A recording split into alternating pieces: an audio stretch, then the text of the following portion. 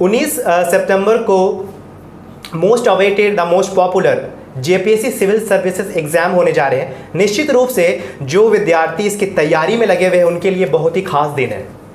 और 19 सितंबर को जो विद्यार्थी अभी से लगे हुए हैं कि क्या तैयारी की जाए, कैसे पढ़ा जाए, क्योंकि लास्ट टाइम है पढ़ने का, और बहुत सारे विद्यार्थी जो छात्र जो एस्पिरेंट होते हैं वो बहुत ही दबाव महसूस करते हैं। तो आज हमारे साथ हमारे स्टूडियो में मौजूद है पुष्पराज सर। वो बताएंगे आपको कि क्या टिप्स देंगे कि बच्चे थोड़ा अपने जो टेंशन को कम करें और कैसे अच्छे से एग्ज़ाम दे पाएँ। सर बहुत बहुत स्वागत है आपका। जी धन्यवाद। जैसा कि बताया इन्होंने, चाणक्य आईएएस एकेडमी एक लंबे समय से लगभग 30 सालों से सिविल सर्विसेज एग्जामिनेशन यूपीएससी की और स्टेट पब्लिक सर्विस कमीशन जितने भी पॉपुलर एग्जामिनेशन है इंक्लूडिंग जेपीएससी लगातार गाइडेंस प्रोवाइड कर रही है एस्पिरेंट्स को।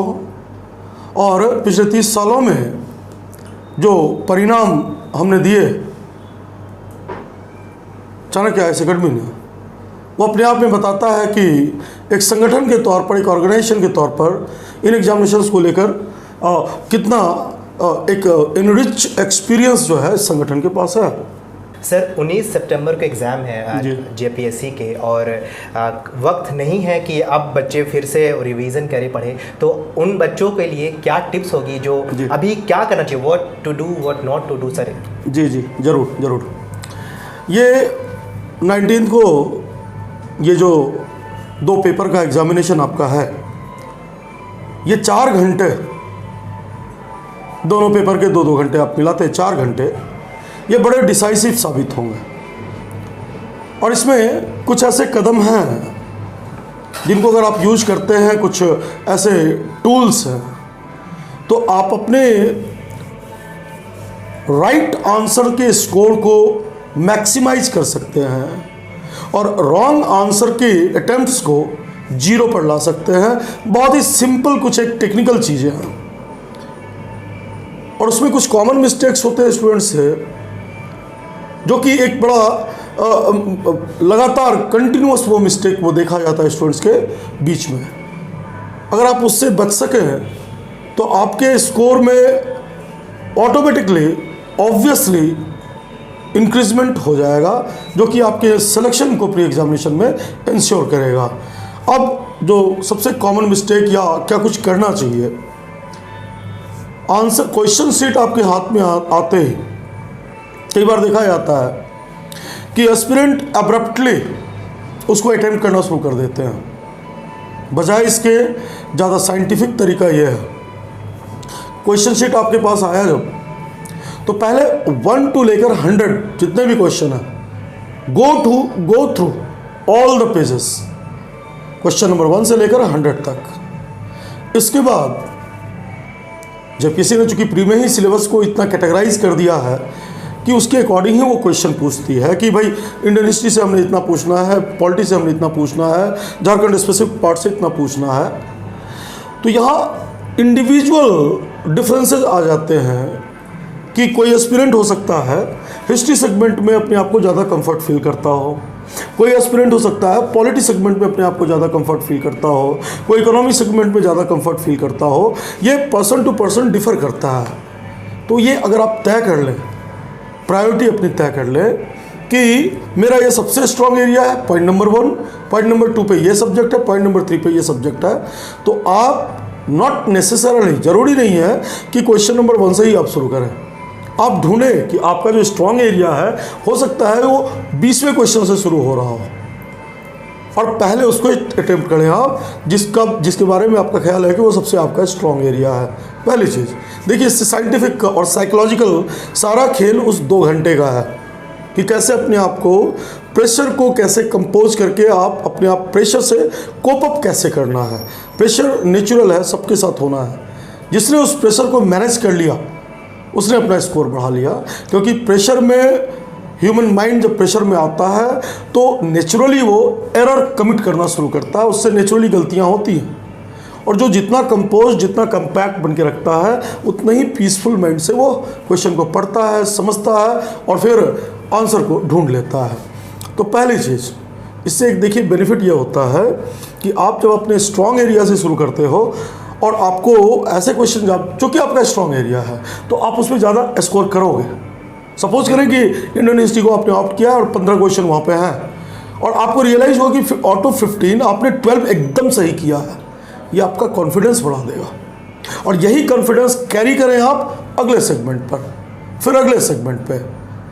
पहली चीज़। दूसरी चीज़, OMR सीट को फर्स्ट अटेम्प्ट में ही ब्लैक या ब्लू जो भी है आप जो यूज कर रहे हो पेन, उसको करने की बजाय ज़्यादा साइंटिफिक क्या है कि पहले आपको जो क्वेश्चन शीट मिला है, आप पेंसिल यूज करें और जो ऑप्शन आपको ठीक लगता है 1 to 100 आप पेंसिल से मार्क कर लें उसको कि मुझे क्वेश्चन नंबर 1 का मेरा जो आंसर है वो बी है।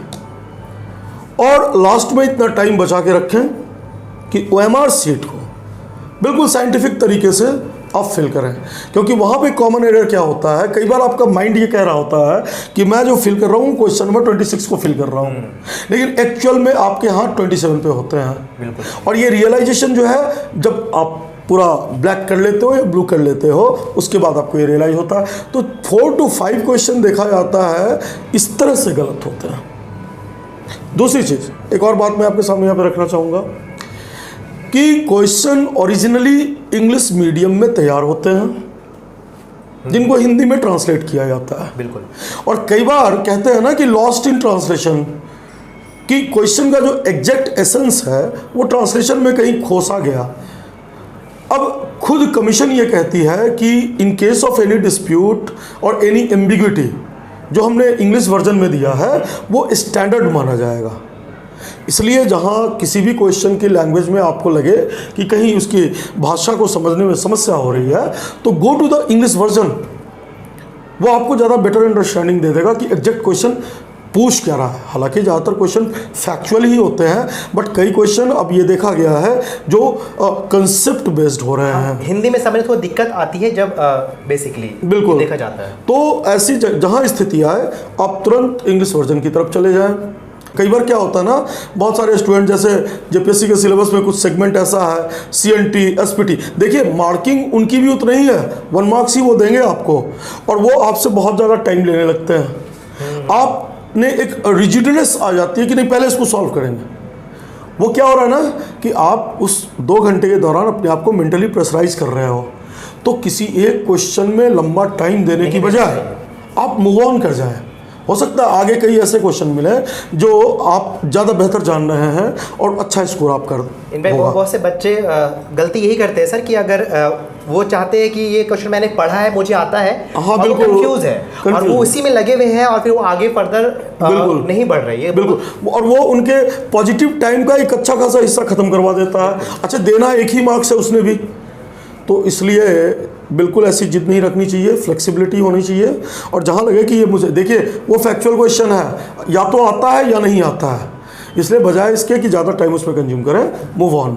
और एक और बात, और ये बढ़िया हम है, आप लोग देखिए कॉमन एग्जाम में इसमें होता ही है, आपको आउट ऑफ 100 लगभग अच्छी तैयारी अगर है तो 40 to 45 ऐसे क्वेश्चन मिलेंगे जिसको देखते ही पढ़ते ही आपका माइंड स्ट्राइक करेगा कि yes this is the option A, B, C और D, कहीं कोई सेकंड थॉट नहीं है, तो आपने उसको पिक कर लिया, वो सही भी होता है। और कई क्वेश्चन ऐसे होते हैं कि आप एग्जैक्ट आंसर नहीं जानते उसको पढ़ने के बाद, लेकिन माइंड एक हल्का सा स्ट्राइक करता है कि ये B होना चाहिए। ये क्या है, ये इन्फॉर्मेशन आपके माइंड में है, लेकिन हो सकता है 2-3 महीने से आपने उसको फिर से रिवाइज नहीं किया, but at the back of the mind वो इन्फॉर्मेशन आपके पास है, वही है जो आपको फील करा रहा है कि ये है। और ज़्यादातर केस में देखा जाता है 80% कि वाकई वही सही होता है। तो ऐसा जब आपके अंदर सेंस आए किसी क्वेश्चन को लेकर, तो आप उसी को प्रायोरिटी दीजिए जिसको लेकर फर्स्ट टाइम आपके माइंड में स्ट्राइक किया है। बिल्कुल। तो 80% केसेस में वही सही होता है। हाँ, ज़्यादा सोचने लगेंगे फिर चारों फिर आपको सही लगने लगेंगे। बिल्कुल। और तीसरी बात, जब एग्जैक्ट आंसर न मिले तो एलिमिनेट करना शुरू कीजिए। मुझे एग्जैक्ट आंसर पता ही नहीं है, अब एलिमिनेट करता हूँ। ए लगता नहीं होगा, बी ये भी नहीं लगता होगा, सी ये भी नहीं लगता होगा, ज़्यादा चांसेस किसके हैं? डी के। D is the option. और आप यहाँ भी देखिएगा, ये बड़ा साइंटिफिक एक रूल है मल्टीपल चॉइस क्वेश्चंस के मामले में, प्री एग्जामिनेशन के मामले में, कि ये काफ़ी साइंटिफिकली ये सही है, प्रूव्ड है तरीका ये। हाँ, ये जो तरीका तो ये बहुत ज़रूरी बातें हैं जो मैं चाहूँगा कि उस प्री एग्जामिनेशन में जो है 2 घंटों के दौरान आप यूज करें। और एक और बात, हो सकता है पेपर 1 आपके एक्सपेक्टेशन के अकॉर्डिंग जितना आप चाहते थे, शायद मे बी इन केस, लेकिन वो जो फीलिंग है ना कि आप बहुत फील नहीं करते, उसको कैरी नहीं करना है पेपर 2 तक। बिल्कुल, वो इम्पैक्ट करेगा आपका। हाँ, वो पेपर 1 जो हो गया उसको छोड़ दीजिए, 10 से 12 के बीच उसको छोड़ दीजिए, 2 बजे से नई शुरुआत कीजिए आप, बिल्कुल उसी इंथुसियाज्म के साथ। क्योंकि एवरेज स्कोर बेशक कि काफ़ी बड़ी संख्या में स्टूडेंट्स दे रहे हैं, बट फिर भी एक एवरेज स्कोर जो है ना, बहुत ज़्यादा इसमें कोई क्वांटम जंप नहीं आने जा रहा। बिल्कुल, ये सही बात कहा आपने कि अगर मेरा जो पेपर 1 है, अगर स्टूडेंट्स को लग रहा है कि मेरा थोड़ा खराब गया है, उनकी इच्छा के अनुसार, खराब ना कहें, मतलब कि एक्सपेक्टेशन के अकॉर्डिंग अच्छा नहीं गया, तो आप सेकंड में ज़्यादा ध्यान दें, उसको बिल्कुल पीछे छोड़ दें। लगभग 24 घंटे से ज़्यादा वक्त है। जी जी। क्या अभी क्या सजेशन देंगे उन विद्यार्थियों को आप कि अभी क्या करें, कैसे रिवीजन पूरा करें या छोड़ दे, कैसे क्या करें? नहीं, उसमें देखिए, अभी तक आपने जो लगातार पढ़ा है जिन एरियाज़ को, और जिनको लगातार रिवाइज किया है, नया कोई भी सेगमेंट जो है ना इस वक्त शुरू करना ठीक नहीं होगा, क्योंकि वो आपके बहुत ज़्यादा काम नहीं आएगा। तो जो पढ़ी हुई चीज़ें हैं ना, लगातार उनको ही देखते चलें। और बेहतर है, अगर आप कंफर्ट फील कर रहे हैं, प्रेशर आप नहीं फील करते, तो आपने पेपर 2 के जो नोट्स बना रखे हैं कि उसको बुलेट फॉर्म में आपने कर लिया, फ्लोचार्ट के फॉर्म में आपने ले लिया है झारखंड स्पेशल पेपर को, तो कुछ पेजेज उसके जो क्रूशियल एरियाज वाले हैं उनको आप कैरी करें, अगर आपके पास स्कोप है तो। और वो जो 2 घंटे का समय जो गैप मिलता है, तो 1 घंटे में एक नज़र उस पर आप दे सकते हैं। ये सारे सब्जेक्ट्स पे नहीं, सारे सब्जेक्ट तो नहीं, कहने का मतलब है कि जो कुछ क्रंच एरिया है, जहाँ से क्वेश्चन ज़्यादा आते हैं, ट्राइबल सोसाइटी से, CNT से, SPT से, उसको एक रिविजन के तौर पर लास्ट टाइम पे ब्रेक के दौरान, हाँ, ब्रेक के दौरान आप उसको एक नज़र दे सकते हैं। और बहुत ज़्यादा हालांकि इसको लेकर प्रेशराइज नहीं होना है। कहा जाता है कि एग्ज़ाम से 24 घंटे पहले आप जितना पीसफुल माइंड में रहेंगे, वो ज़्यादा बेहतर, वो स्कोर आपका बढ़ा देगा वो वहाँ पे।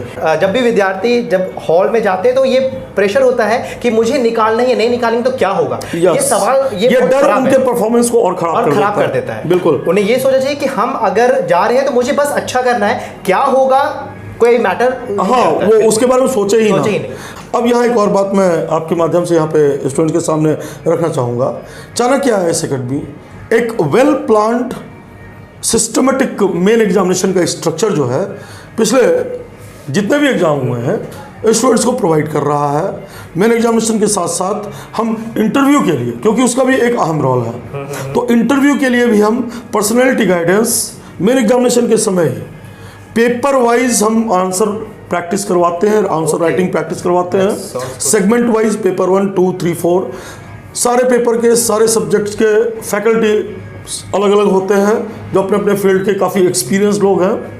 और राइटिंग प्रैक्टिस पर बहुत ज़्यादा जोर दिया जाता है, क्योंकि अल्टीमेटली मार्क्स वही दिलाता है। बिल्कुल, और मार्क्स जो आप लाएंगे मेन एग्जामिनेशन में, वही आपको मेरिट लिस्ट में फाइनली पहुंचाता है। इसी के साथ मैं अपनी बात को ख़त्म करना चाहता हूँ। बहुत बहुत धन्यवाद। तो ये धन्यवाद आपका भी। ये थे हमारे साथ पुष्पराज सर, जो JPSC फैकल्टी के बहुत ही अनुभवी एक टीचर, अभी जो चाणक्य IAS अकेडमी में ये अपना अनुभव छात्रों के साथ शेयर करते हैं। और आपको ये जान के बहुत खुशी होगी जो अभी आपको बताए हैं, जो भी विद्यार्थी इस वीडियो को देख रहे हैं, मेंटल प्रेशर ना लें। इनका कहना यही था कि एग्ज़ाम हॉल में जाने से पहले, इनफैक्ट एग्ज़ाम हॉल में भी आप मेंटल प्रेशर से दूर रहें, जो आपने पढ़ा है उसको एक थ्रोली रिवाइज कर लें। और कहते हैं ना कि जो चाणक्य IAS अकेडमी लगभग 30 सालों से अपना UPSC सहित JPSC में भी अच्छा रिजल्ट दे रही है, और बहुत ही अनुभवी जो एक्सपीरियंस टीचर है। सो उम्मीद करते हैं आपके एग्जाम्स बहुत ही अच्छे होंगे। All the very best to you. Thank you.